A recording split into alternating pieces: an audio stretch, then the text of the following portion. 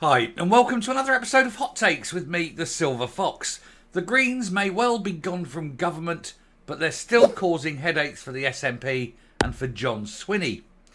We discussed how the ONS said that their housing policy is damaging Scotland's rental sector. Well, we've got another one here because it's a different view of the same story, I suppose. But it just goes to show how deeply embedded the problems the Greens have left behind is, and how there is possibly no way of getting out of it without a major change of direction, which will then, I think, annoy some within the SNP. But it goes to show how dangerous, how absolutely dangerous Marxism is, because the people of Scotland are finding out right away that their entire housing sector, not just the rental property sector, but everything, is going to be utterly destroyed by green policies. Policies designed simply to make Harvey more secure in his rented flat. Let's take a look. How Scottish Greens are set to cause First Minister John Swinney another headache. As I say, left office, still stirring the pond, aren't they? Still running their fingers around everything. Still eating that pie. SNP ministers look poised to push ahead with rent controls despite fears over soaring rents.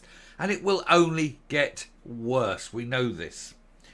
John Swinney faces an early policy headache after his government finally acknowledged that Scotland is in the midst of a housing emergency. Mr Swinney has stepped into the Bute House hot seat after the Scottish Government cut around 200 million from its affordable housing programme, a decision SNP ministers blame squarely on Westminster, even though it isn't, and cut to the financial transactions. But the optics look bad for the new leadership. Now, you've got a housing problem. They've admitted there's a housing emergency there. They've admitted it. And the policies that they're enacting will make it worse. So you'd think, as anyone sensible would do, is say, are the policies we've currently got in place going to make this better or worse? Take professional advice. The professional advice say, God, no, make it way worse. And so you stop and reverse it and do something else. Not the SNP. Go, no siree, Bob. They say, we'll double down. We've got this housing emergency. Let's make it an absolute destruction of the entire rental sector. And then just issue cardboard boxes. But the cardboard boxes will say SNP supplied, so that people know when they're lying under that bridge that at least the SNP are caring for them by giving them top quality cardboard boxes to sleep in. Mr Swinney's government was essentially forced into declaring a housing emergency last week due to Holyrood arithmetic and pressure from Labour, who were going to call it themselves. There he is. There's the person who has single-handedly destroyed the private rental sector, the affordable housing rental sector, the Scottish construction industry, and of course all the tertiaries to that. So things like, well, obviously all the secondaries of that, all the supply chains, but the tertiaries to that, so things like Homebase and B&Q will also fall because there aren't anyone buying new houses. They are going to destroy house builders. You're going to lose all your tradies out of Scotland. They'll all go south because nobody will be building in Scotland. You're going to have loads of people, I mean hundreds of thousands of people perhaps, in negative equity on their properties as all the landlords dump all their private rental stuff onto the market because they can't afford the 35,000 or so pounds to put in heat pumps. And for what reason? Will it save the planet? No, the answer is it will do, and I've got to use the word here, sweet F-A, right? I won't say the word, but you all know. It will do that, SFA, that's what it's going to do. Bugger all. Not while India is burning 1 billion tonnes of coal a year. So why is he doing it? Well, apart from the fact he's a Marxist prick who hates the idea of people actually owning their own home, something he's never done, and once he gets out of Parliament never will, because nobody is ever going to pay him enough, then it's just down to sheer pettiness, isn't it? Marxist, petty, tiny little man with zero charm. The First Minister has been clear that he is shifting the SNP government back to the moderate centre-left. Were they ever there? Of politics amid a perception the Bute House agreement with the Scottish Greens shifted policies too far to the left. Marxist policies by Marxist little wankers called Harvey. Amid the newly declared but long-standing housing crisis, Mr Swinney's government has a key decision to make over proposed rent controls. It comes after analysis revealed that rents in Scotland have soared higher than other parts of the UK. Some within the industry, unsurprisingly, have blamed this on the Greens co-convener Patrick Harvey's temporary rent caps, which absolutely destroyed everything. Because rent control fails every time. Without fail, it fails. It's a suggestion. The loophole of new tenancies is hiking up costs even higher than other parts of the UK. Yeah, because once you've got someone out after rent controls for several years, you go, boom, take it back up to where it should have been, should there have been steady rent raises. But then you have to figure in, well, we're not going to be able to put the rent up for 3-4 years. Let's put it up now. Let's do the hit at the front end so that we can level out the lift. And that's how they do it. And, of course, then it goes up. That then becomes the norm for new rents. And then, of course, you've got the proposal of having to put heat pumps in 2028. That's still on the books. So in 2027, every rental property gets sold. No rental properties. All these homeless people banging on the door of Butte House going, stick us up for the night, will you? And they won't be able to. And there won't be anyone building, of course, because all those houses flooding on brings the price down. Big price drop. House builders can't afford to put a house up. And so they'll take their money and their capital and they'll invest it south of the border, where there are no rent controls. Make their money there. Bada bing. No one building in Scotland. The entire sector gone. Patrick Harvey, good job. The Office of National Statistics data showed that since the rent controls were first introduced, average monthly private rents in Scotland have soared by an average of 16.5%, from 813 to 947. With rents in Edinburgh and Glasgow increasing more than 20%. We've covered that before. Speaking in Holyrood on Tuesday, Harvey warned the statistics did not give the full picture. Yes, they did. 20%. That's the statistic. That's the headline. That's what people are looking at. Nobody reads the details, Patrick. Nobody. So what happens is, you're a landlord, you go, my God, rents are going up 20% between tenancies. Oh, my tenancy's coming up there. Boom. 20%. And that's all read. Nobody's sitting there pouring through the 23rd page of the minutiae, except sad little Marxist pricks like Harvey.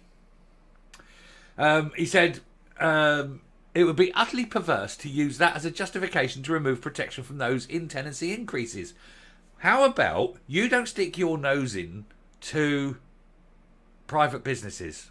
Because that's what a landlord has. He's got his own private business and he comes through an arrangement with the tenant. And if the landlord wants to put it up to this amount and the tenant says, I can't afford that amount, then they negotiate to what the tenant can afford. Or the tenant leaves, finds somewhere cheaper. Trouble is, because of all the rent controls, there is nowhere cheaper.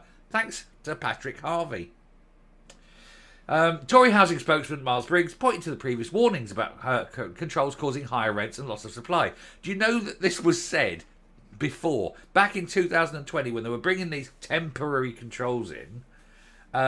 Everyone was saying, you do know that this will lead to stagnation of the housing sector, to a massive increase in rents, to a lot of landlords getting out of the market, thus reducing the supply of rental properties, thus making them scarce. And what happens? The laws of supply and demand, when a resource is scarce, its value goes up. He said rent controls have been a disaster for tenants by decimating the housing market and pushing up rents in Scotland, as I said. And the temporary rent caps, first proposed during the pandemic, finally expired on the 1st of April. So there may be a need to bring in more permanent solutions as proposed quickly. Trell me. Worst idea ever. If you put rent controls in, you may as well just say to everyone in Scotland who doesn't own a house, don't worry, you'll soon be homeless. Those rent cap plans, which could restrict increases for up to 5 years, are going through Holyrood system, and reversing them or watering them down would send a message to a vocal industry. The Butte House agreement has been well and truly shredded. But Mr Swinney's priority will be ensuring rental costs do not spiral further. Then get rid of the rent control, you moron! Let me tell you, if this goes ahead, if they keep rent control and if they keep the heat pump law, there will be no rental housing in Scotland. None. Nada. Private rental, gone. It'll be a history because it's just unaffordable. It will be unaffordable. Nobody will do it. You have to be a moron not to see that. Unfortunately, of course, this is the SNP. It's populated quite healthily with morons. SNP Housing Minister Paul McLennan has indicated the Scottish Government does not intend to change course, and in which case, say goodbye. You've just made so many people homeless. If you want rent controls, you should do something sensible by, say, limiting rent rises to the current rate of inflation plus no more than, say, 3%. There you go. That should be enough. Inflation plus 3% gives you the return on investment, and it will keep contractors, the big companies, building. You've got to remember, a lot of these big companies are invested in, big construction companies, Redrow and Persimmon and things like that. Their big shareholders are the pension companies. Now, if the pension companies see that they can't get a return on investment by increasing rents, the pension companies will say, well, we'll just sell those shares. They're no use to us anymore. Those shares aren't going to grow. Bomb. And they'll sell the shares. So these construction companies, their shares value falls. They can't raise capital. The pension companies will invest in companies south of the border. They'll pull out of Scotland. I mean, you've got to be really thick not to understand what these things do. It's all holistic. It's all interwoven. And if you're intelligent and you know what you're talking about and you know the industry, and I've got to say, me, yes, I do. This, you know what's going to happen when you've got morons that have never had a real job sitting there on their ivory towers saying, "Oh, we can do this, we can do that." Think how much good it's going to do, and people in the industry are putting their head in their hands and going, "You are all complete and utter morons." The people of Scotland, the tenants of Scotland, are ultimately going to pay the price. Stop voting for these arseholes. They're going to kill you all. Coming up. The longer this is allowed to continue as it is, the worse the problem is going to get. There's no way around it. The only way you get rid of a housing crisis in Scotland is to build more houses. And if your current policies are going to drive away all the house builders, please do tell me how this is going to be achievable. Doesn't help taking £200 million off the affordable housing budget either. It is almost as though they are deliberately creating the housing crisis, because undoubtedly they know, undoubtedly at the beginning they will have been told all these things, because the industry knows. The industry has been doing it for hundreds of years. They know what happens. It isn't hard. So either they are really, really incredibly stupid, in which case they shouldn't be doing the job, or they're doing it deliberately, in which case it's almost criminal what they're doing and they shouldn't be doing the job. It's up to them to work it out, isn't it? Are they deliberately creating a housing crisis, or are they just so absolutely stupid that they're doing it by accident? I think it's unlikely. I can't see that anyone could be that stupid and still operate as a normal human being. Anyway, we'll stop there. Thank you very much for watching. Do please hit the subscribe button, ring the bell, leave a like, leave a comment, please share the video, and I'll speak to you later. Bye.